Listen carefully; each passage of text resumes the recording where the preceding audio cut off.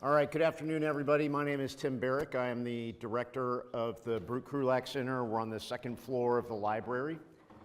For those of you that are not aware of the change in the Krulak Center mission over the last year, it was really about a year and a half ago that we narrowed down the mission of the Krulak Center to really just wargaming. That was primarily fiscally driven, and Wargaming had the budget line items, and so they narrowed down the focus of the Krulak Center. So I was the Wargaming director. Prior to that, became the Krulak Center director with a focus on wargaming. So we provide the wargaming support across all the schools. The agenda for today, we've got about 1 hour designated for this. I've got about 30 to 45 minutes of really some leveling with respect to wargaming. This has been something we've been putting a good focus on here lately, of really getting into things like wargame assessment. And in the process of that, it became evident to me that when different schools were talking about wargaming and wargaming events, they were talking about different kinds of things. And it became very evident that we needed to really set some terminology with respect to a lexicon of, hey, what type of war game are we talking about? Because depending on what your purpose is, the kind of war game that you may be going for and the kind of assessment that you might run is going to vary widely. And so it just really became important to kind of set a framework so that we could have a conversation about wargaming amongst faculty with a common lexicon and a common reference point, because too many people were just lumping it into one thing. So I'm going to start out and talking about some different types of war games, particularly in the PME context. This is not a prescription. This is merely offering you a lexicon so that as you think about wargaming needs within your courses, you can kind of frame and maybe think about it a little bit differently than you have up to this point. I'm also going to talk about wargaming assessment. What has become really evident also is that trying to assess a group in a war game can be very challenging. And are we looking at, the output? Are we looking at the thinking? What is it that we're doing? And something that's become a focus for us is really peer review in the assessment and the value of peer review, and I'm going to talk about that. Then I'm going to get into some wargame tools and talk about our Fight Club program for the next year. This is an extracurricular activity that we offer through our Wargaming Cloud. I'm going to talk about some of those tools, and then we'll shift to Q&A. And if there's anything that Scott, you wanted to weigh in with on top of that from a CDET and wargaming standpoint, please feel free to do that. Next slide, please. Okay, so what this slide is showing you are those four different types of wargame events is what I'm going to talk about.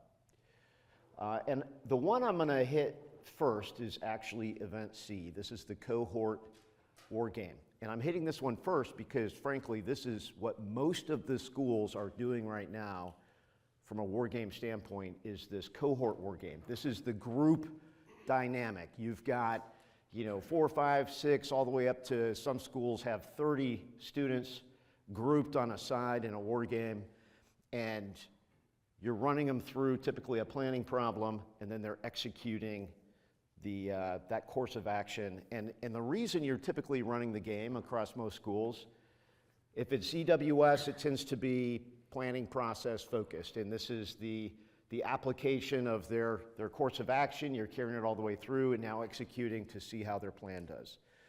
For Command and Staff College, I would say it's largely similar, although at least in the resident course, for one of their cohort war games, it's about board cells working groups. So the game provides the stimulus to give them something to talk about, like a targeting board and what are we going to target. And it helps them walk through the staff action associated with combat. And the assessment part becomes very difficult because, especially your larger groups, if you've got 10 to 20 or 30 people, in a group dynamic like this, and you all have seen it, people can fade to the back, and then you get the rising stars that it's easy to see who your standout players are. It's more difficult to identify, that from the larger group. Those in key billets, really from an assessment opportunity, it's the billet holders that become your prime target in terms of who you can realistically assess in the game are those holding those key billets. So that is the cohort war game, largely what we do. And the game methodology might vary, the game tool may vary, but it's a type of event. The other three that I'm going to talk about, event A, B, and D, are about the individual student. And one of the things that in my observation of the games across the schools and from a learning outcome, in my view, and this is purely Tim Barrick's opinion, is that we don't do as well on the learning outcome side with respect to an individual student's decision-making, their decision-making abilities, and giving them opportunities as that student to make decisions in the context of a scenario. If they're key billet holders, maybe, but most of what we do tends to be that group dynamic of the cohort war game. So what this offers is we have tools now, especially with the Wargaming Cloud capability, we have tools that are offering opportunity for students to get individual decisions and reps and sets and decisions through a number of different game venues and tools. Not just through our Wargaming Cloud, but this is something I would challenge you to consider as you think about your own classrooms and how you're integrating war games. One of the things that's been an ongoing conversation, though, with CDET is the amount of time it takes to do a game. And that is definitely a challenge that you guys face, that the resident courses tend to have a lot more time to implement a game. So you may only be able to integrate wargaming to a small degree, and it may even be in class. But as I cover this, I'm going to talk about some of those extracurricular things that you can at least make your students aware of, that if they want to dive in and do some extra, they can, that there's opportunities available for them to do more wargaming beyond just what you include in the curriculum. So this gets to event A, the Wargame Arena event. So this is specifically a tournament framework kind of war game where you're competing 1v1 against an opponent, and it's an opportunity to wargame, to fight somebody, a human opponent in a tactical scenario context. And it's like I view it like going to the gym, right? Like this is an opportunity for you to jump in a scenario, practice your assessment of the situation. What is your estimate of what the enemy's going to do? What is your estimate of what you can do? What is your opportunity space? What's your risk? And you jump in and you make your moves.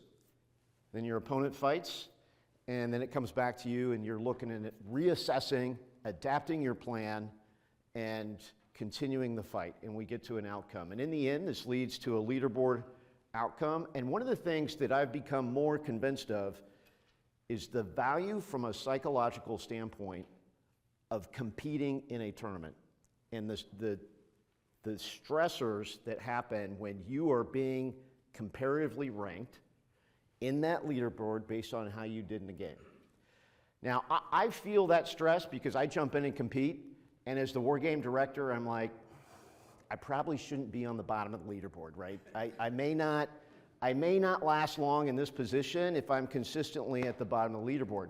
So I apply some of my own stressors to, okay, I'm sitting down, I'm gonna make my move, I'm bringing my A game. Like, I have not experienced that kind of pressurized testing, if you will, the stressors of, I'm gonna make my best move, which means I'm bringing my cognitive warfighting skills to the table. I'm gonna do my best estimate, my best course of action, and I'm gonna make the best decision I can and commit it. And once I hit submit, it's for the history books. Like, I can't get that turn back. Once I fire it down range and I think, oh, I made a mistake, it's too late. So therefore, I'm fairly careful and deliberate. And I find that has forced me into the kind of cognitive frameworks that I would submit we all want our students to be leveraging, right? So that is the arena war game. Now, what's key about this is that this is individually focused, it's more self-assessment, student journaling, like how do you turn this into an educational event with low overhead, right? From a time and from faculty standpoint. What's key here is there's no formal assessment.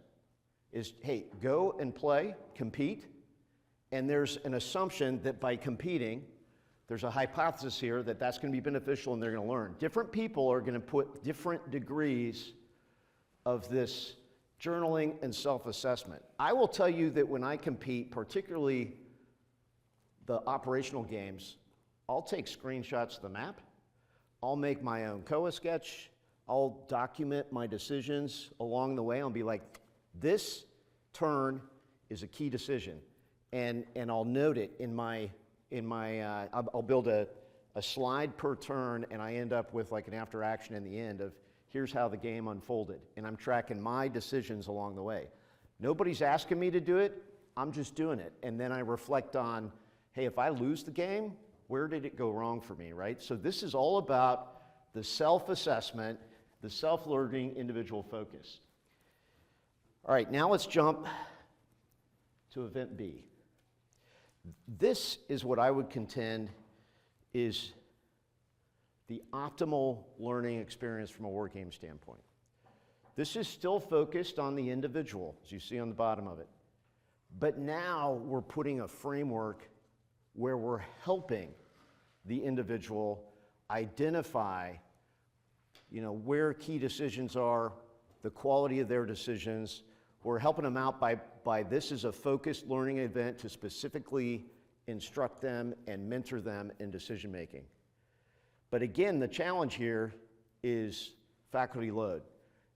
If I were doing this in an optimal world, I would say, okay, you're competing, do your estimate of the situation. It could be a one-pager, right?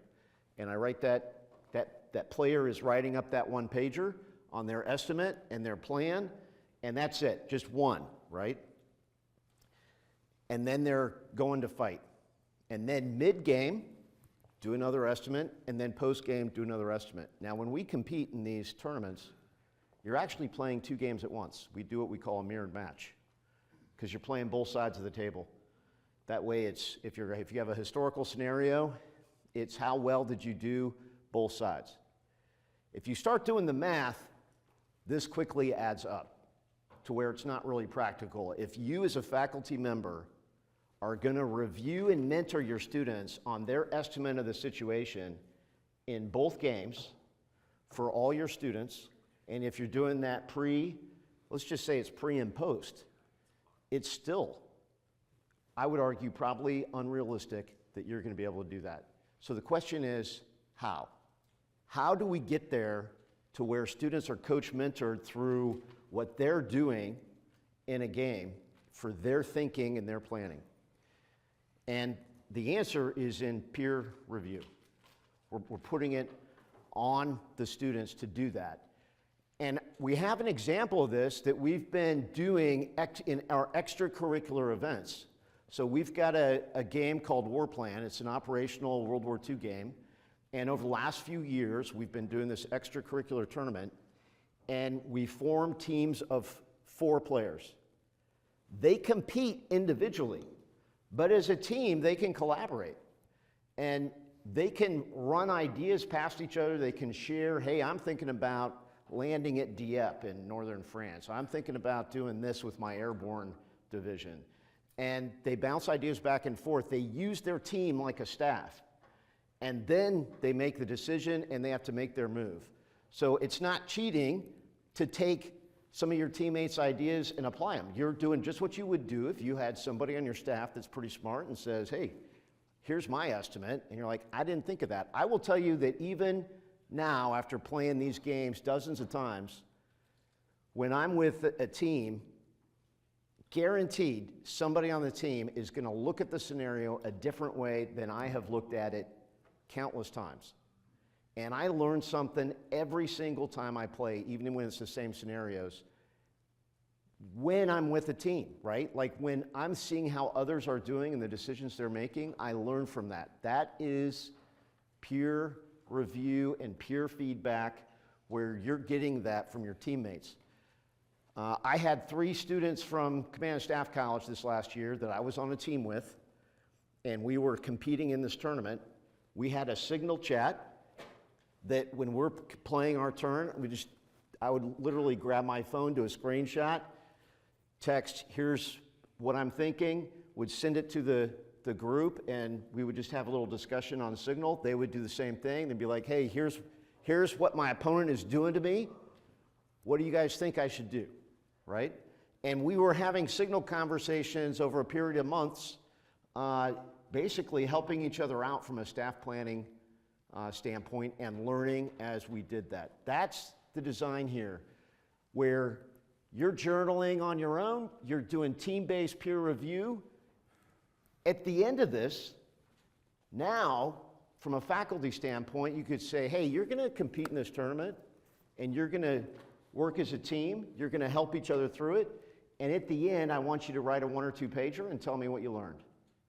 And then now that goes to the faculty member, and you're looking at, hey, what did they learn through this, right? So now we've minimized, through this methodology, the load on the faculty of how many things you need to review or coach mentor on, because you're putting that on the students to do it themselves.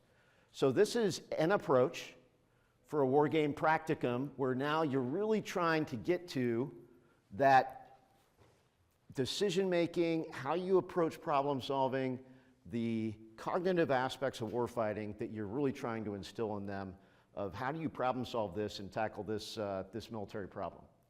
All right, now we jump to this. Event D, so the gateway evaluation event, which the gateway term may or may not stick around. The point here is it's a formal evaluation. It's like a PFT, okay? From a physical fitness standpoint, you're tested with the PFT. The concept behind this is that now somebody is taking essentially a test through this war game. Now, this is something that none of the schools are currently doing. Nobody currently is mandating that anybody does this. However, there is an initiative that's coming from the Pentagon level about potentially implementing a comparative assessment on evaluating the joint warfighting decision-making of officers. And this coming year is being considered at the colonel level for a pilot program that those that are going to go up for potential selection to general officer may end up doing some kind of comparative evaluation on their decisions. That is not my problem to solve. That is Pentagon's problem to solve. But it is very likely coming, and it has caused a blurring of some of the conversations about wargaming, about the purpose and intent and assessment, which is why ultimately it led to this of, hey, look, when we're competing over here, this needs to be a free-to-fail environment. Like we really don't want these arena war games to be graded events. Because if you're being graded on all your wargaming, you're gonna make different decisions. You're gonna do a play it safe approach. We want people to be experimenting with crazy ideas and get those crazy ideas out on the table in a war game and be okay with losing, right? Because you're trying to learn and experiment with ideas and be bold and aggressive.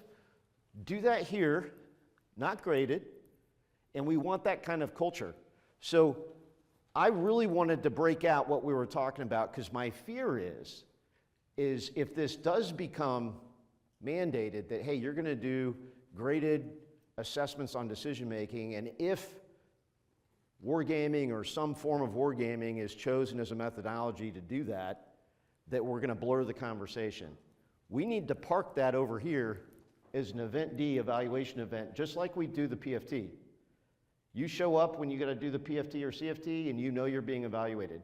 The rest of the year, you're going to the gym and you might have a coach, but nobody's grading you on your physical fitness workout. That's what I'm hoping to achieve here, is that in our lexicon, we're breaking this out as its own thing, and that is standalone. And the rest of this, the cohort war game, the Wargaming Practicum, and the Wargame Arena, that these all are distinctly different in the purpose of what we're trying to do and how we might go about doing it. Before I go to the next slide, I just want to open it up. Are there any questions on these different types of wargame events that you might consider from a curriculum development standpoint? Great. All right, next slide, please. All right, now what we're going to get into, and I've kind of touched on this already, this is a way, not the way. This is just a way in which you might approach this, and I've kind of talked about this already, so I'll hit this fairly quickly. This goes to that Wargaming Practicum and how you might approach it that integrates this peer review. So we start on the left, and we got student, we're going to learn the scenario, we're going to conduct our estimate, we're going to develop our theory of victory, we're going to journal, what do we think matters, what's the key terrain, what do I think my center of gravity is, what do I think the enemy's is, what's the critical vulnerability, what's my opportunities, all of that, we're going to do that estimate up front and then write that down. We're going to journal this with analysis, all right? Then we're going to get together, phase 2, that 3 to 5 player team, and we're going to do that pre-review. We're going to say, well, we all looked at this, here's what I think. What do you think? And we're going to have a conversation about it. That's that peer review in phase 2. And then I may go back because somebody said, hey, they came up with an idea. I'm like, hey, that's brilliant. I'm gonna take that and I'm gonna change my plan. And I go back and I change it. Now I go fight. That's phase 3. We do the war game match. And then I've got different opponents here. I've got different rounds. I'm gonna experiment, test ideas. And I'm gonna journal my way through this on my key decisions. I'm going to go back to my peers. We're going to review that. I'm going to adapt. I'm going to compete, and I'm going to reflect on what I'm learning. All right, we get this cycle. I identify mistakes, adapt the plan for the next round, and then finally at the end, this phase 5.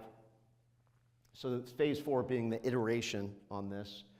However many rounds you're running in this, could be a single round, could be multiple times.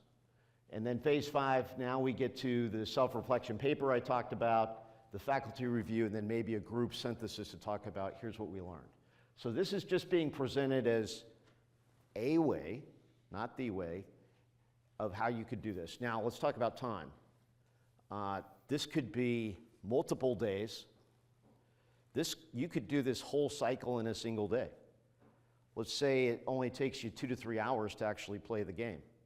And you're like, hey, I'm going to give you 1 hour to do your estimate, and then 1 hour to get together as a group and peer review, and then 1 hour to adapt. That's 3 hours. Now you compete, that's another 3 hours, and now you're going to do that synthesis and reflection on the back end. So for a 1-round game, if it's only 2 to 3 hours to play it, you could, in theory, do this in a single day.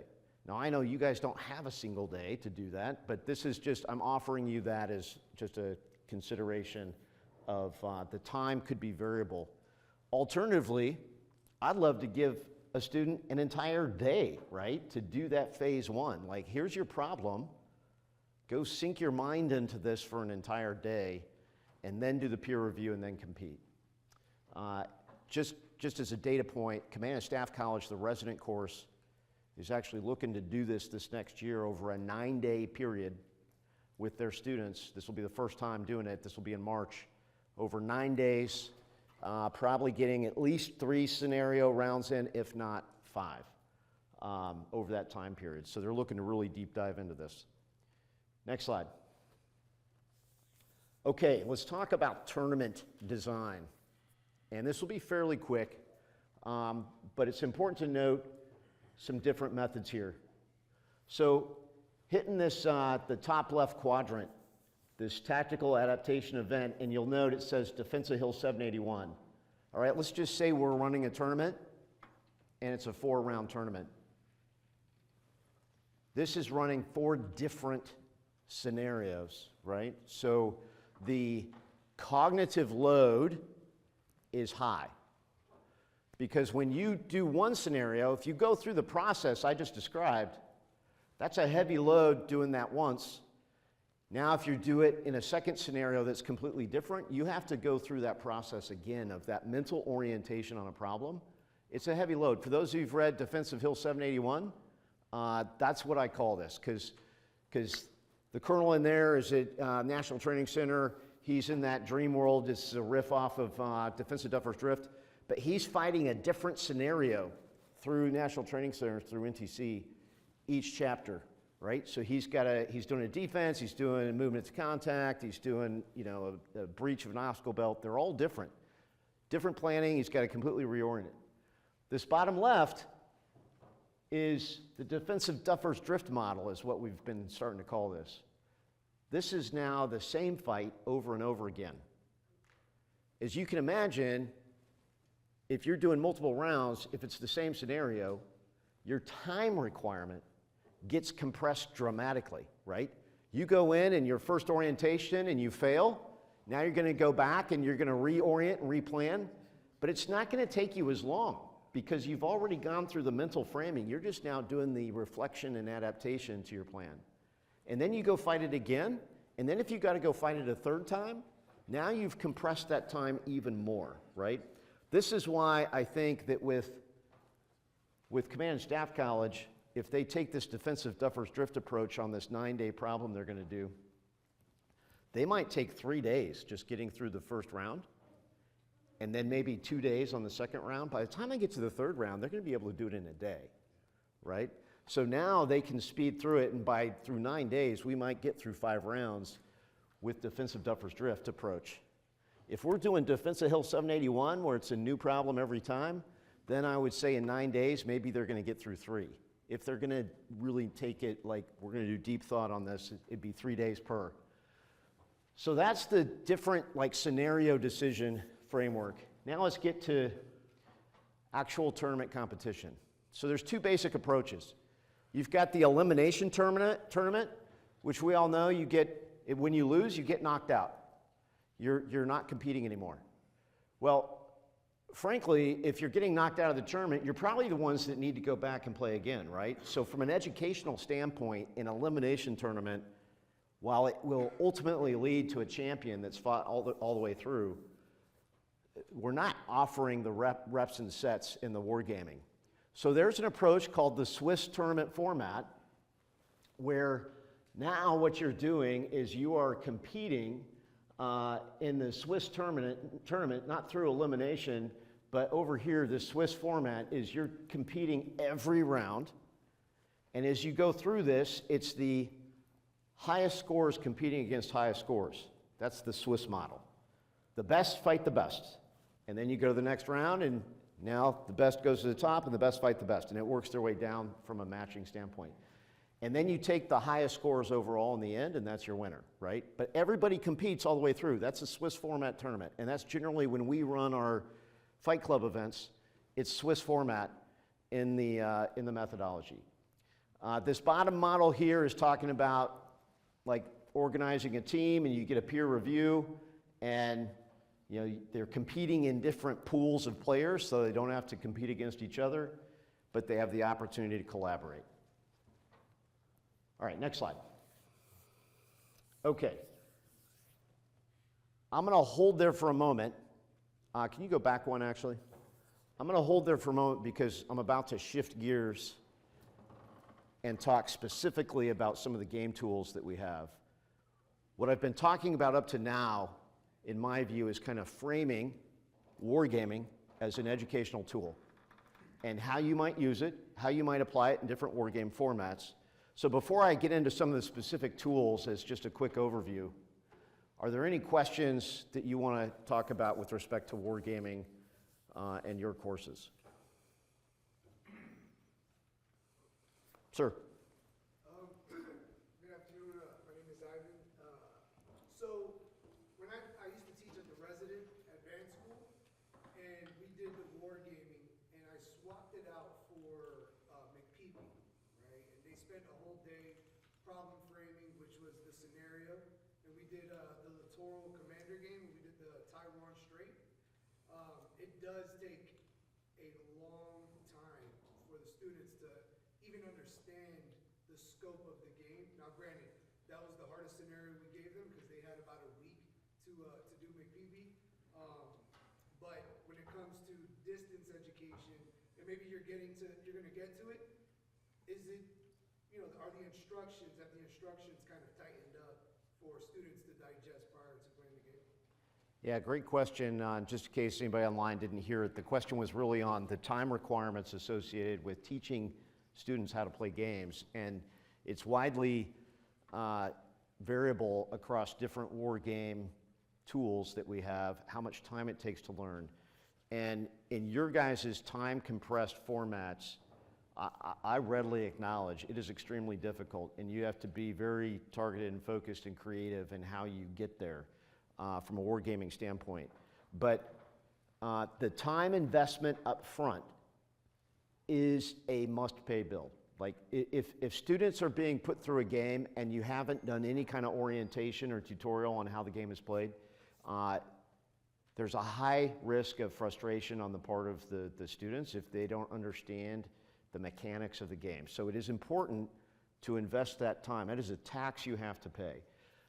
Different games are going to require a different amount of tax, and it really is going to vary widely, and I'll get into some of that with some of the tools as I overview those. But this is one where if you can, get the return on the investment by doing more than one iteration.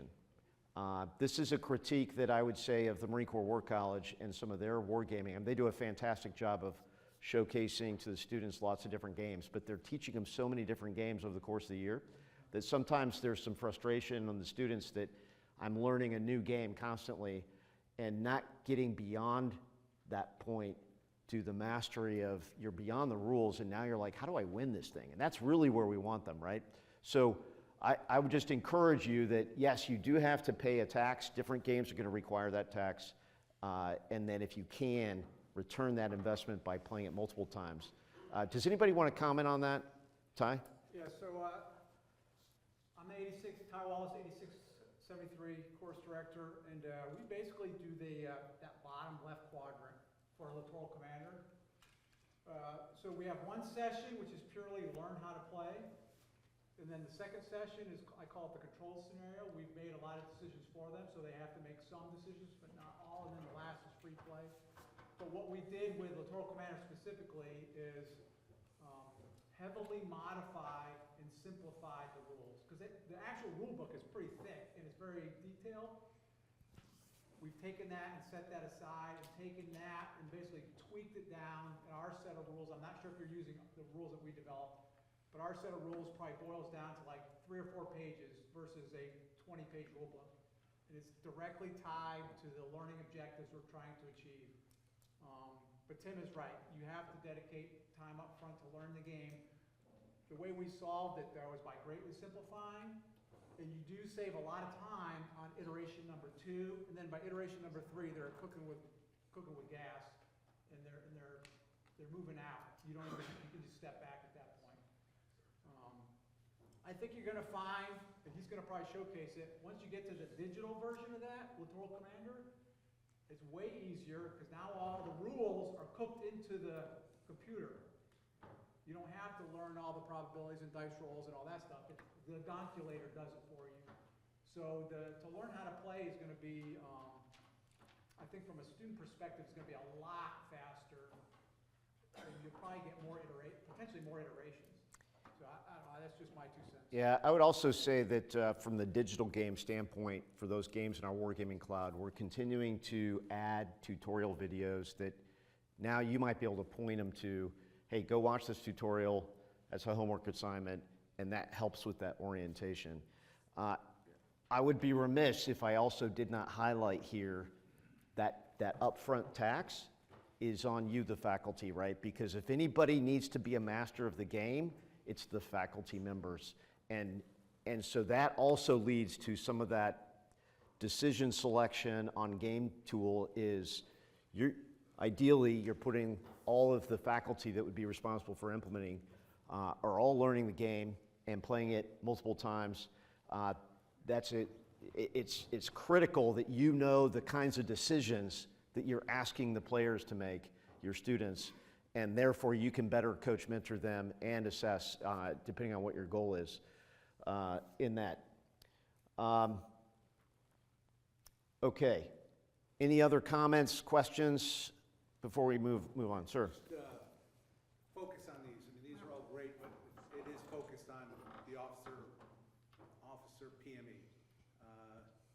Early on when we were introducing, I'm talking years ago now, TAC war, combat decision ranges, things like that, there was a focus on the sergeant.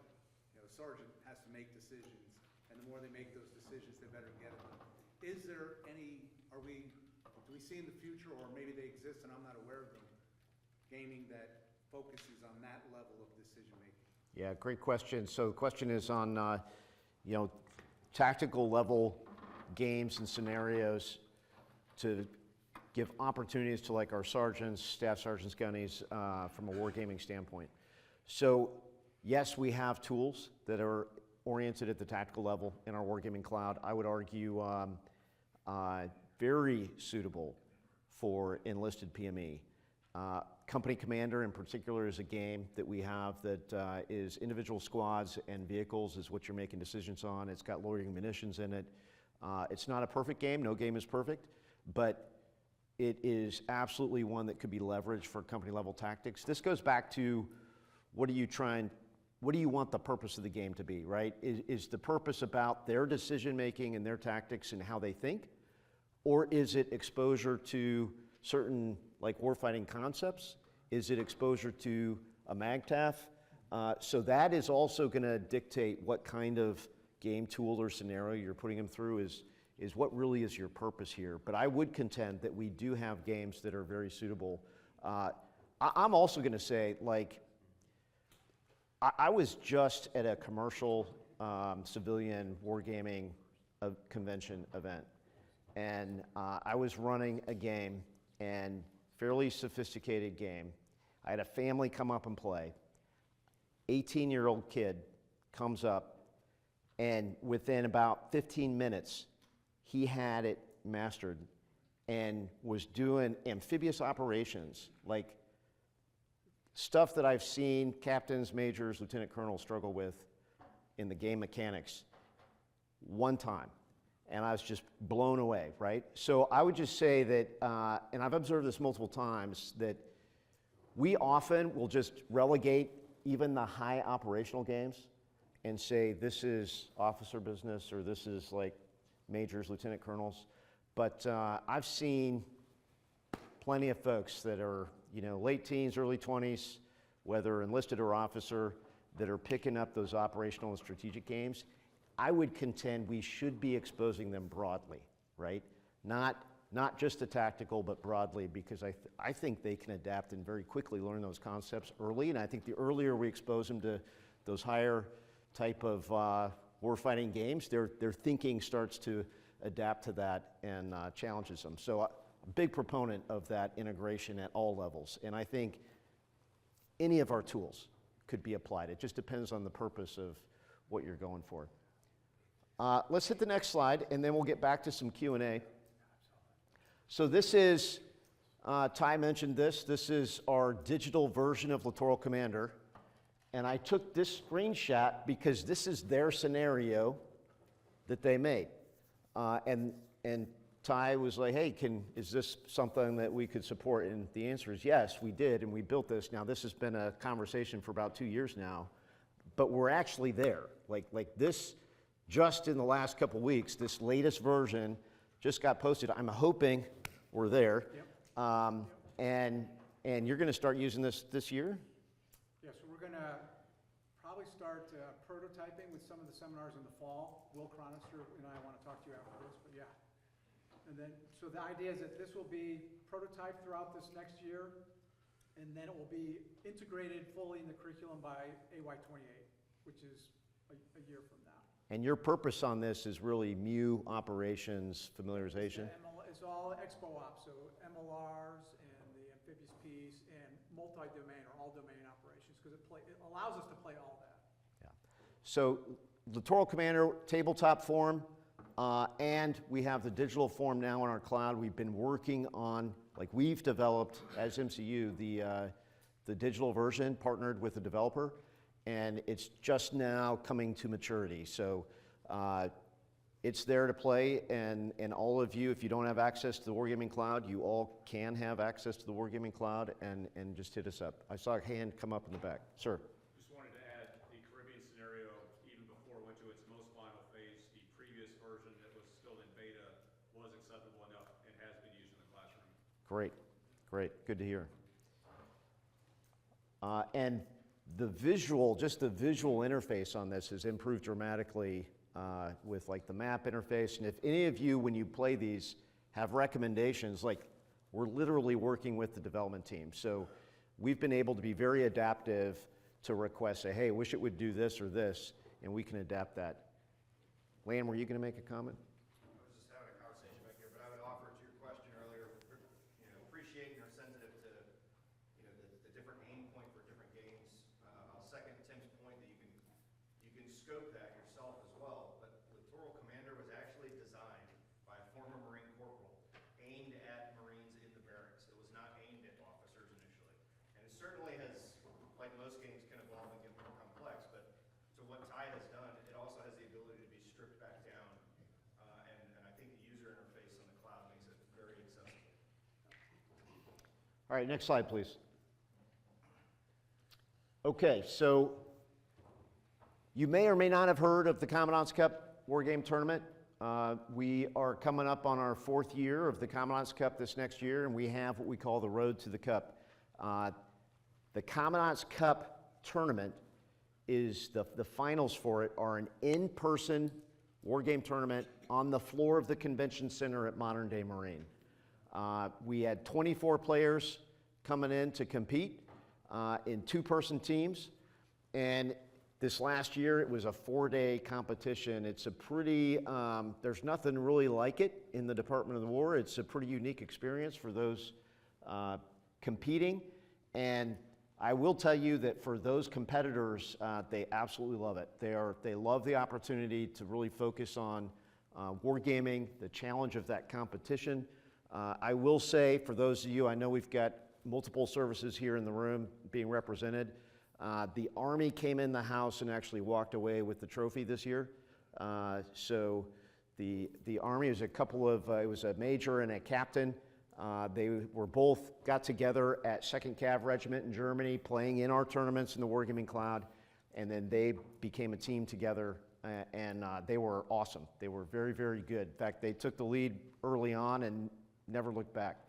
And actually, the Poles came in 2nd, so, and 2MEF was in 3rd. So we have a MAR admin that is in staffing. I'm hoping it hits the street before the end of the week. That is announcing the Road to the Cup for this next year. In conversation with the CDET team, my understanding, and we put this in the MAR admin, is that this is points towards distinguished graduate for students that compete and stick with it over the course of the Road to the Cup. So it's extracurricular, optional, but it is an extra credit opportunity as we encourage folks to compete. I'm hoping my target is 1,000 competitors this next year, and that's kind of our limit on the cloud of what we can accept, and I'm hoping that I have a good problem of going to the general and saying, we have more people that want to compete, and we need to expand our cloud presence. So what we're doing is, it kicks off the first round. We've decided to do a, we'll call it the Defenses Hill 781 approach, where it's a different game, different era as you fight your way through this Road to the Cup. So the first round starts with Napoleon. This will be the evolution of warfare. We have Napoleon at War. Easy game to learn, hard to master. Okay? Easy to learn, hard to master. Napoleonic warfare. The tactics pretty straightforward, but it's the Battle of Wagram is what we're playing for that, and this is in our cloud. So that's going to run about a month, in September, October.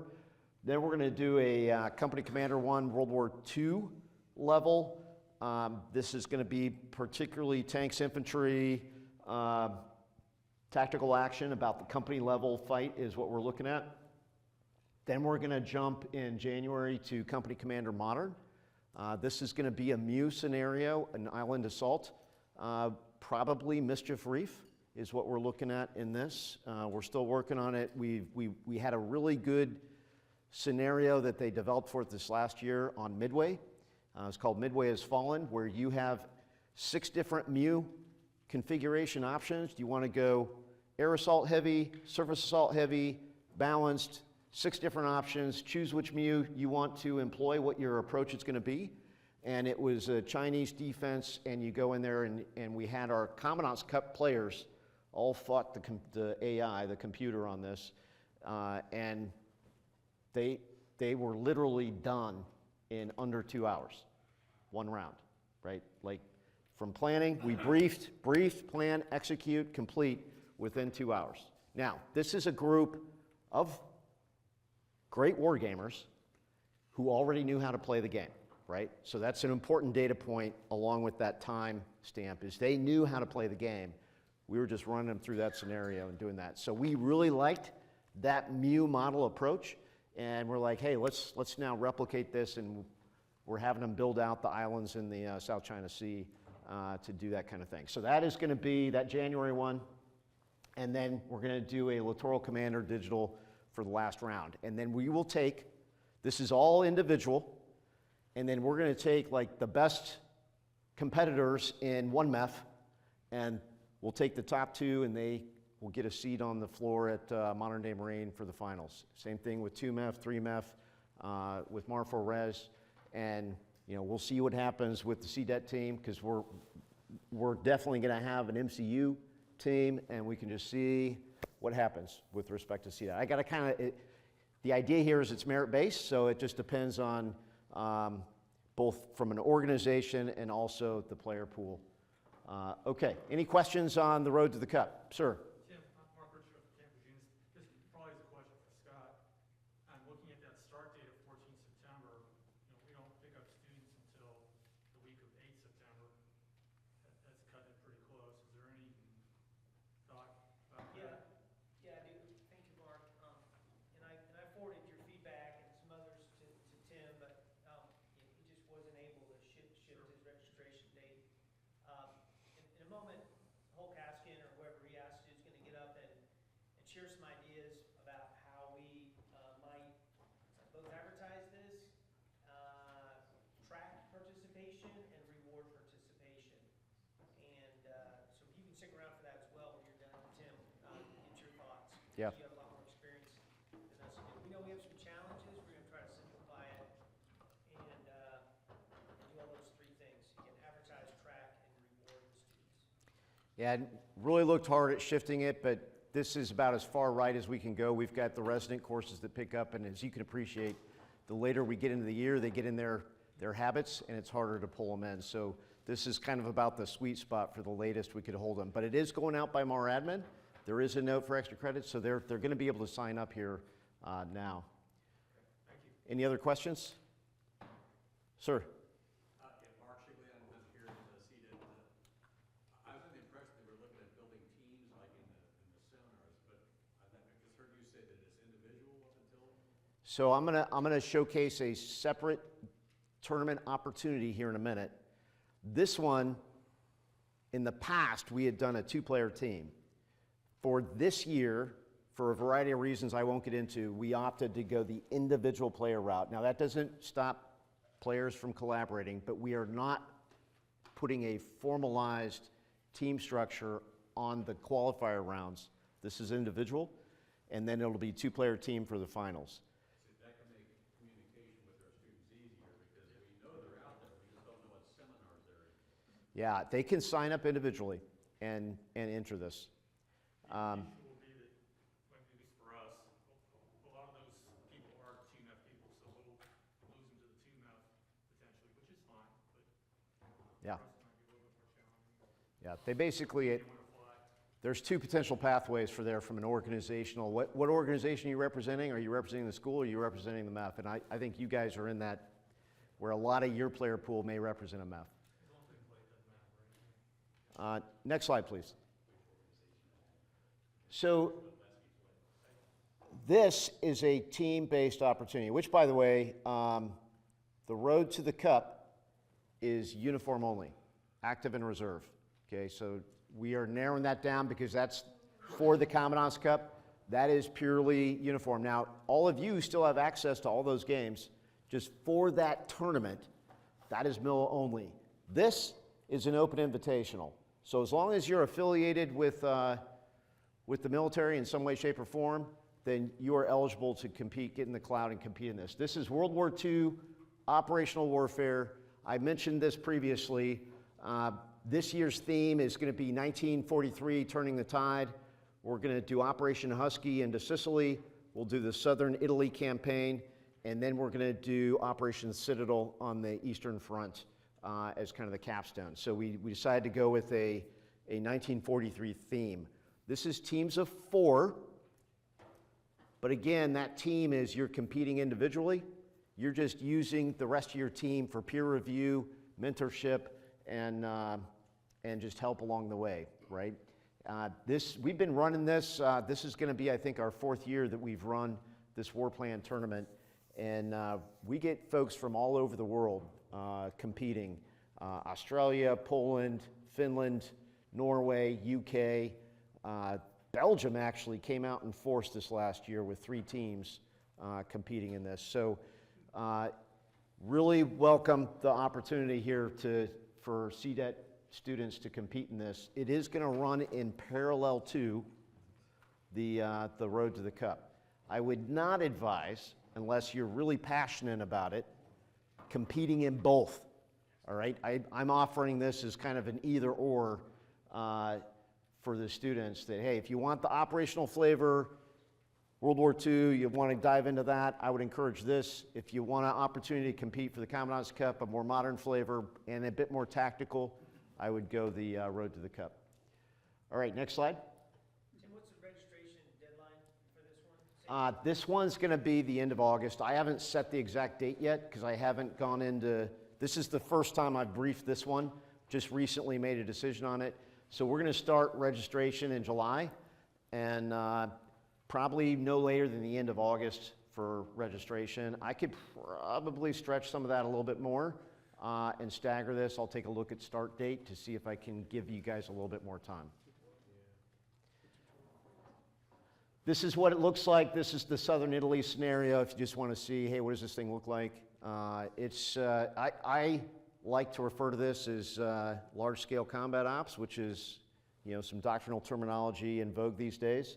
But thinking about warfighting of corps and armies and army groups, what actually surprised me this last year, I'm a huge Eastern Front buff, and Operation Barbarossa was one that we played. I was concerned that the scope and scale of Barbarossa was going to be daunting and that folks would be challenged with it.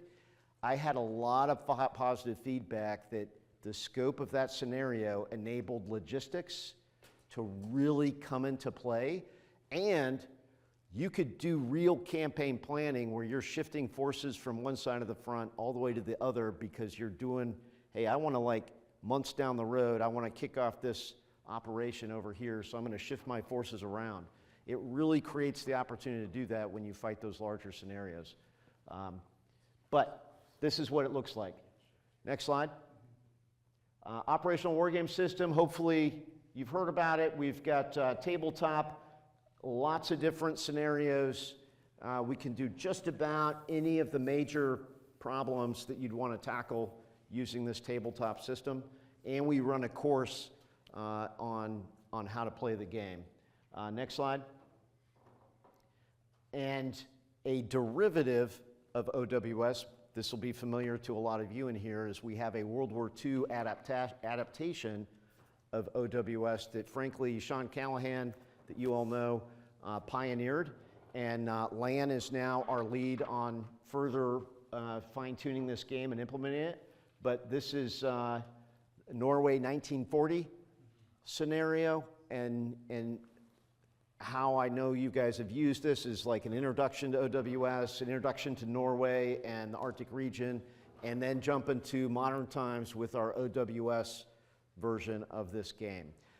There are others that are considering other World War II adaptations. I know the Naval War College is very keen to get a Central Pacific campaign from World War II put together similar to this. So the rule set for this is going to help frame some of the other World War II scenario adaptations. So Lan, anything you want to add onto this? Which, by the way, Lan is on the Krulak Center team and is really our lead on this one. It remains a jet that we're building in flight, but we've been pretty successful keeping it in the air the last 2 years, and we'll be running it again this summer. All right, next slide. DigiCat. So we also have a digital version of OWS, and we've got, I would say again, we've now at the point where we've got maps for just about every theater and the scenarios. And what I found, we started playing DigiCat last year with our students and here in the resident courses in January.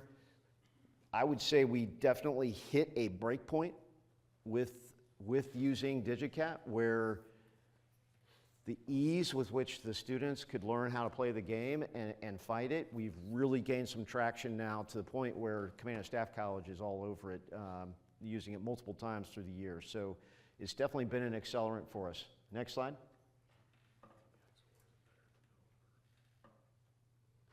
I think this might be the end. Okay, that's it. So, all right. So a little bit more time for Q&A. If anybody has any other questions, sir. So in the World War II war games that you've created, are you using World War II capabilities, or are you using modern warfare capabilities for the students? No, for the World War II scenarios that we fight, those are World War II forces and capabilities that are employed in those scenarios. So the students have to learn those capabilities to play in the game versus modern warfare capabilities.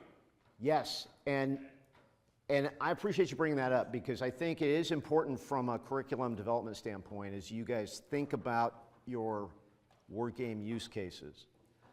I'm a huge fan of historical wargaming, and I think there's many applications for it within the PME program. I think particularly thinking about just instructions in the art of the war, how you make decisions. You know, if you're thinking about main effort, supporting effort, how you analyze a problem and do an estimate of the situation, those kinds of mental models, you can leverage ancient warfare and achieve that, right? So there's all kinds of things that you can teach through historical scenarios. However, if our students all graduate without practicing and developing any mental models about, let's say hypothetically, like a war in the Western Pacific with China, if they don't know what a Luyang is or a Renhai, if they don't know what a DF-17 is, and they don't have a mental model for, hey, what does this threat potentially do to me? And how do I employ joint forces today? What's an LRASM? What's you know, the AIM-176 air-to-air missile? What are some of the Chinese capabilities? If they don't understand those, I feel like we're doing them a disservice. So I feel like we are responsible for, at least in part of the curriculum, exposing them to the forces that they would fight today, right? So that they are cultivating and developing the mental models for risk assessment, risk calculus decisions based on today's forces. I think we have a responsibility to do that. That said, there is absolutely a goodness in the design logic of curriculum that might flow from historical scenarios, which are easier to play and learn. Because let's face it, the all-domain operations, very challenging, regardless of game, right? It doesn't take a game to make that hard. And often when I'm teaching like OWS to people, I will tell them, look, when you sit down to play this game, you're gonna be intimidated on two fronts.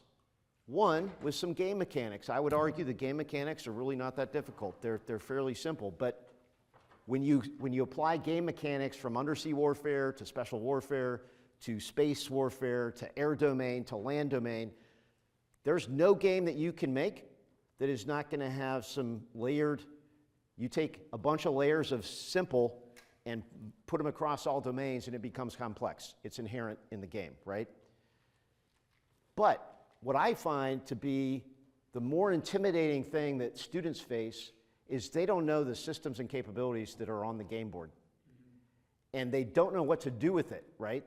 And then they push back, they're like, this game is too hard. And they're pushing back on the capabilities being represented in the game, right? And they don't know what that is, or how to use it, and how to synchronize across domains. It's the real operational challenge of all domain warfare that they're pushing back against. So you have both problems that you deal with. You have to teach students mechanics, but the game is a forcing function to learning the capabilities. So to your point, if all you did was World War II, I would submit you're probably doing something wrong. You have to get to the modern warfare at some point in the curriculum to make sure they're learning those mental models of modern warfare. Tim, I want to cut it here because I'd like you to stick around if you can. Dennis Hassan's going to get up and talk about how we're thinking about incentivizing play, tracking, et cetera. And you could definitely help coach us up on some of that. Do you need me to